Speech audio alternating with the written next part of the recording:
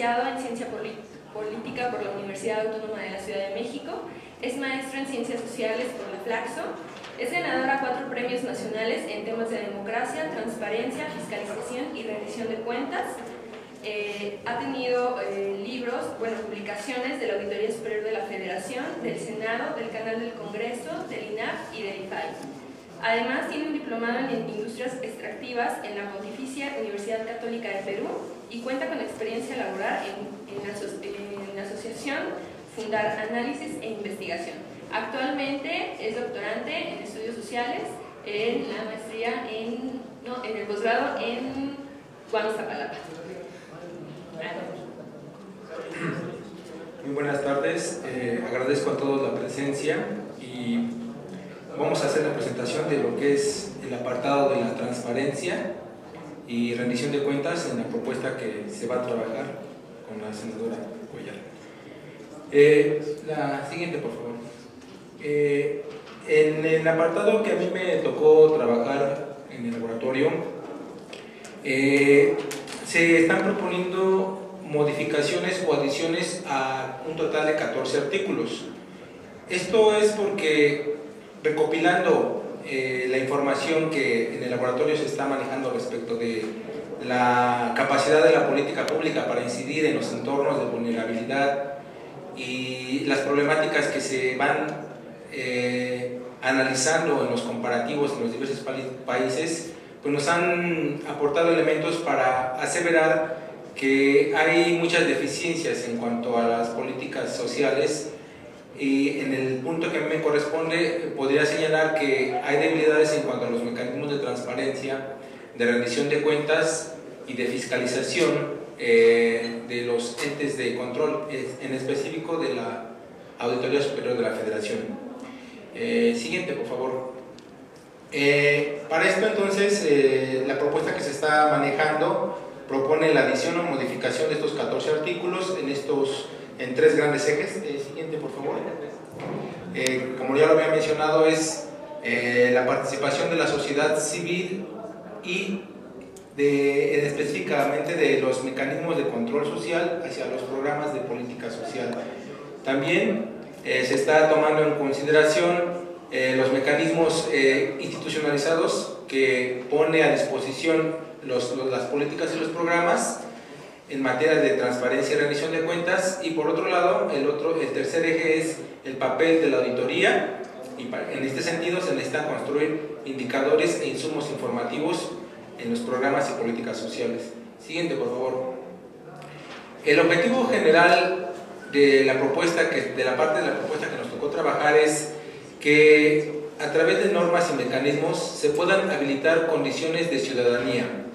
Específicamente esto es para que los ciudadanos, cualesquiera que sean, no forzosamente tienen que ser beneficiarios del programa o organizaciones que estén aprobadas por la Secretaría de la Función Pública, sino cualquier ciudadano, tenga la capacidad de monitorear, de evaluar y de sancionar la aplicación de los programas y las políticas sociales.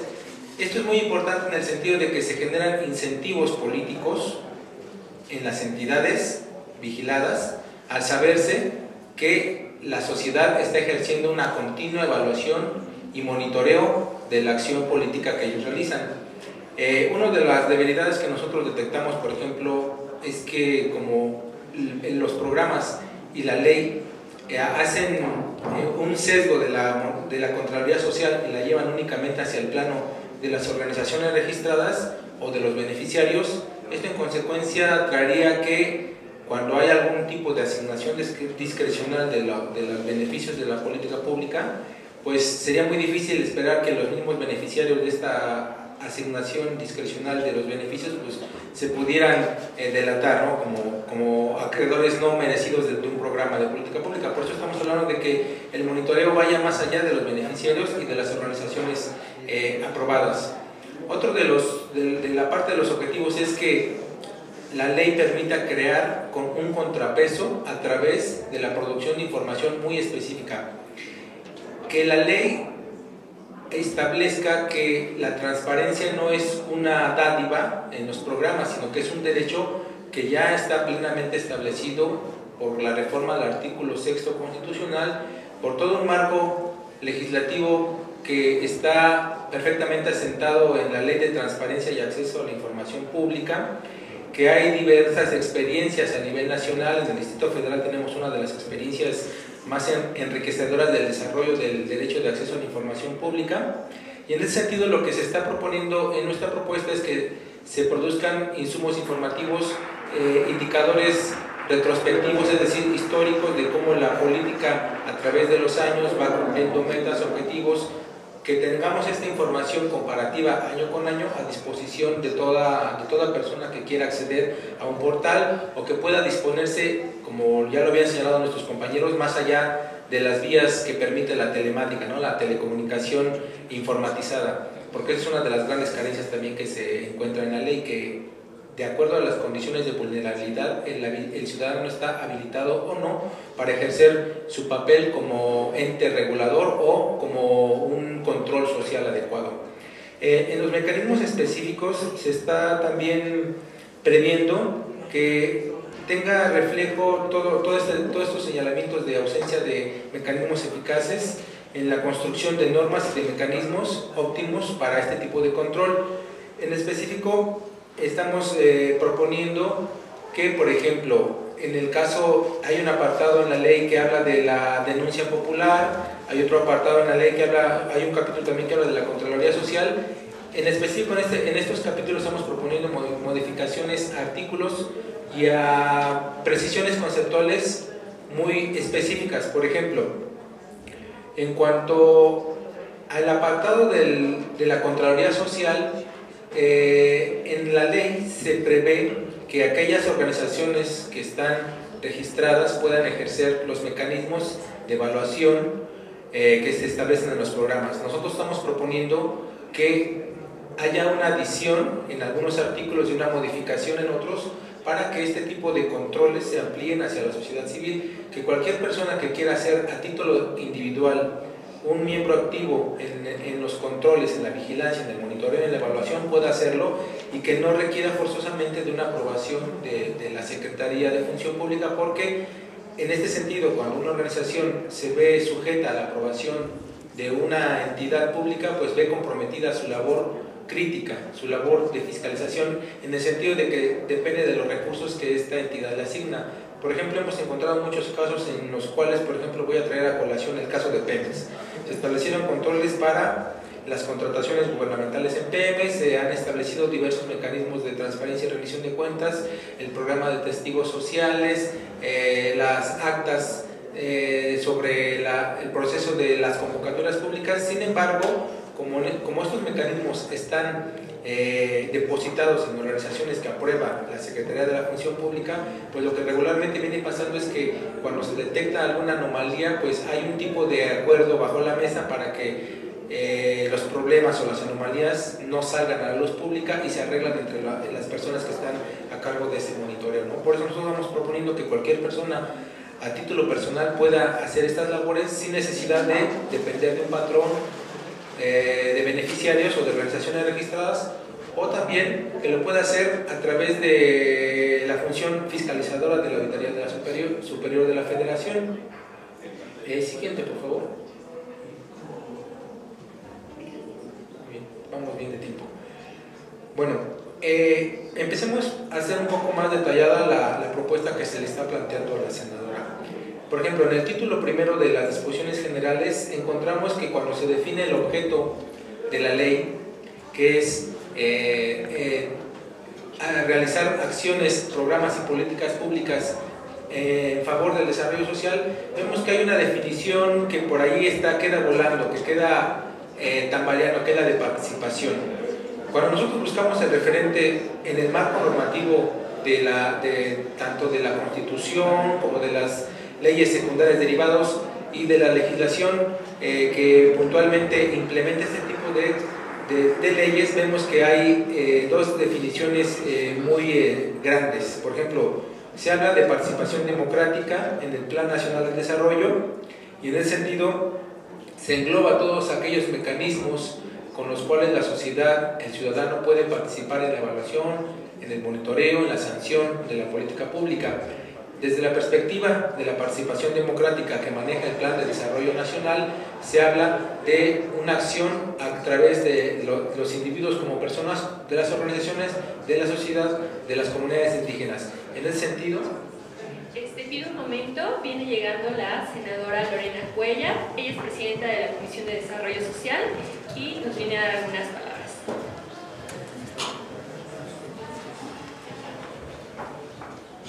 Le pido un aplauso a todos para...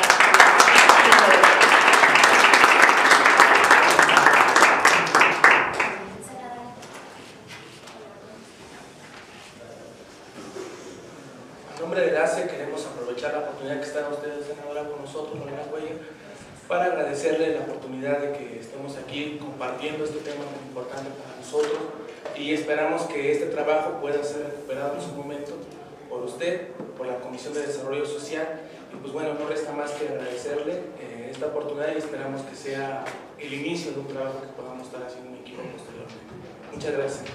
No, al contrario, solamente quiero felicitarlos por esta apertura. Al contrario, quiero agradecerles más que otra cosa el que nos hayan permitido, que le hayan permitido al Senado de la República tenerlos aquí en su casa. Es una gran oportunidad para nosotros el iniciar estos trabajos aquí en el Senado, que ustedes nos den herramientas también de lo que hacen cada día para que nosotros mejoremos el trabajo legislativo. Para nosotros es realmente reconfortante. Les agradecemos muchísimo. Esta es su casa y cuantas veces deseen ocupar las instalaciones, pues estaremos apoyándoles con mucho gusto. Cuando tuve el conocimiento por parte de Mario de que deseaba un grupo de jóvenes venir a trabajar al Senado, me dio mucho gusto y bueno, pues no lo dudé. Finalmente, hoy hubo mucho revuelo, mucha gente me preguntaba ¿qué están haciendo? ¿No? ¿Qué temas? Y vinieron los medios y bueno, desgraciadamente yo he andado de foro en foro, ahorita vengo de aquí, junto a discriminación social también, y fue un día muy ajetreado para mí, pero de verdad deseo que lo que hoy se haya empezado aquí podamos continuar a través de mi secretario técnico para darle continuidad en el Senado de la República. Muchísimas gracias a todos y ha sido un placer tenerlos esta mañana aquí con nosotros. Muchas gracias.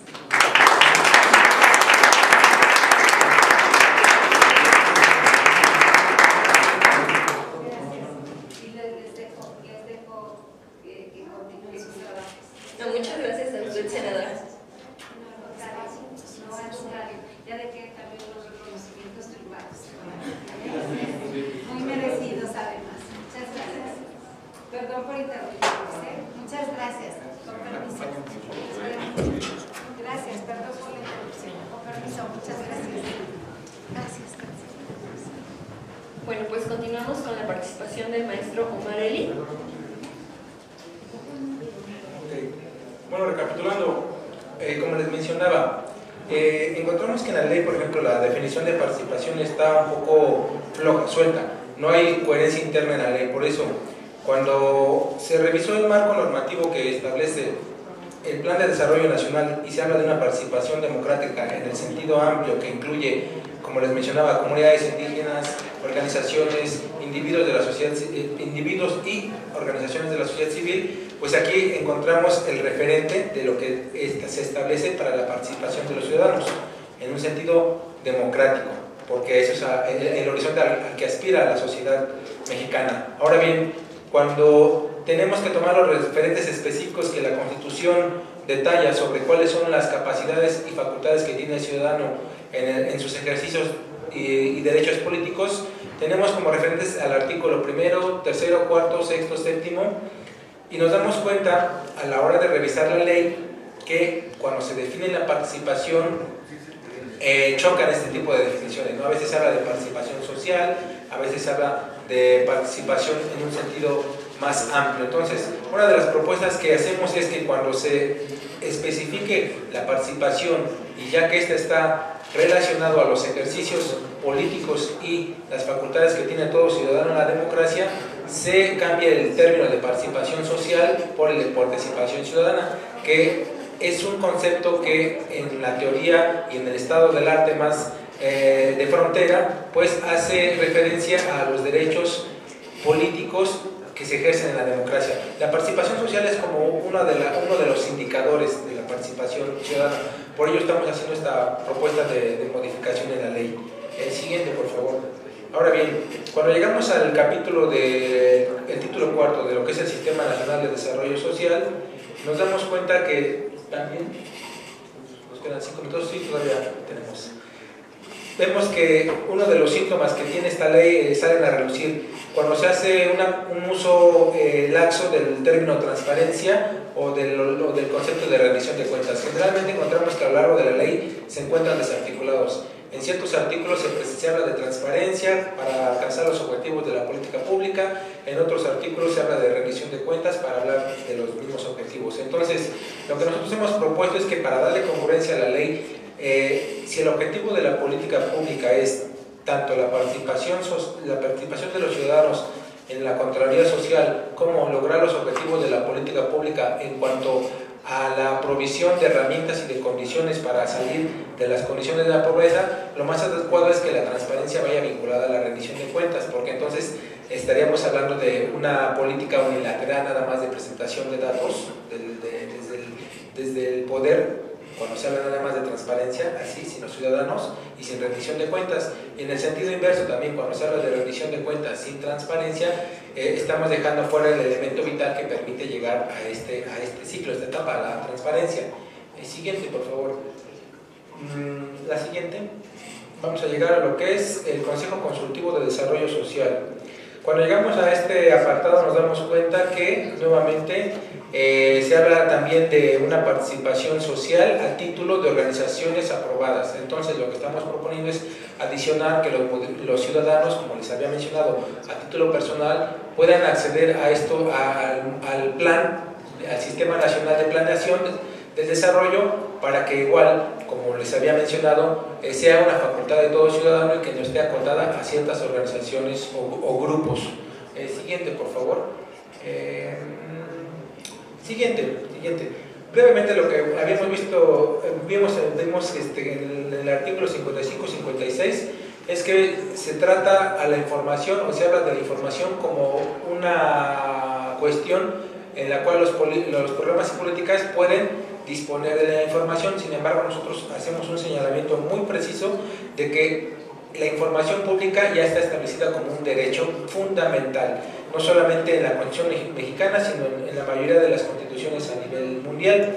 Por ello hablamos de que se debe de modificar o adicionar en cierto, dependiendo del caso, que es un derecho a la información y que en todo caso los programas deben de garantizar el derecho de acceso a la información, no facilitar la información, porque estaremos hablando de una preventa o de una cuestión que depende de la discrecionalidad del ente público. No, hablamos más bien de garantizar el derecho a la información. Siguiente, por favor.